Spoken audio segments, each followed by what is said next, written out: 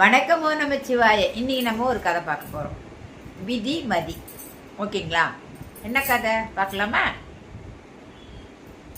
ஒரு பெரிய மனிதர், ஒரு பெரிய பணக்காரர் இருந்தால் ஒரு பால்கனியில் ஈசி சேர் போட்டு படுத்துட்டு ரெஸ்ட் எடுத்துட்டு இருக்கார். அப்படி அவர் ரெஸ்ட் எடுக்கும்போது ஒரு எறும்பை பார்க்குறாரு. அந்த எறும்பை பார்த்தோன்னா அந்த எறும்பு ஒரு அதுக்கு சைஸுக்கு பெரிய இலை. அந்த இலையை கஷ்டப்பட்டு நகர்த்தி நகர்த்தி கூட்டிகிட்டு போயிட்டு இருந்தது. உடனே இவர் அந்த எறும்பை வாட்ச் பண்ண ஆரம்பித்தார். அப்போது ஒரு தரையில் ஒரு சின்ன பிளவு, அதை எறும்பு விழுந்துடும்.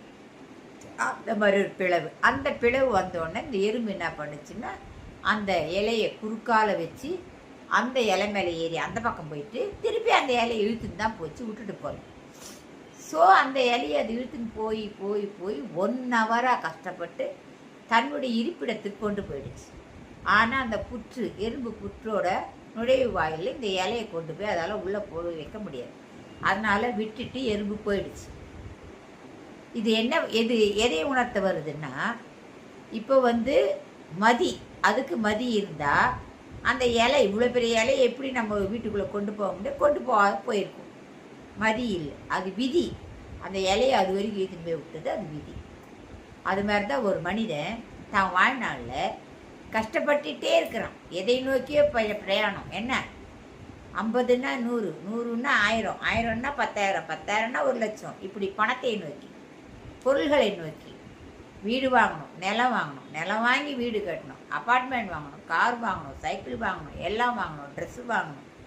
இருக்கிறத வச்சு வாழவே மாட்டேங்கிறான். இன்றைக்கி ஒன்று வாங்கினா நாளைக்கு ஒன்று வாங்கணும், நாளைக்கு ஒன்று வாங்கினா நாளன்னைக்கு ஒன்று வாங்கணும். நம்ம போகிற வரைக்கும் வாங்கிட்டே இருக்கணும். எது வரைக்கும் வாங்க முடியும்? எல்லாமே சேர்த்து வைக்கிறீங்க, ஓகே. நம்மளுக்கு டிக்கெட் வந்துடுச்சு. ஒரு நாள் எல்லாருமே, பிறந்த மனிதர்கள் எல்லாருமே ஒரு நாள் போகிறோம். அது மாதிரி டிக்கெட் போகிறோன்னு வச்சுக்கோங்க.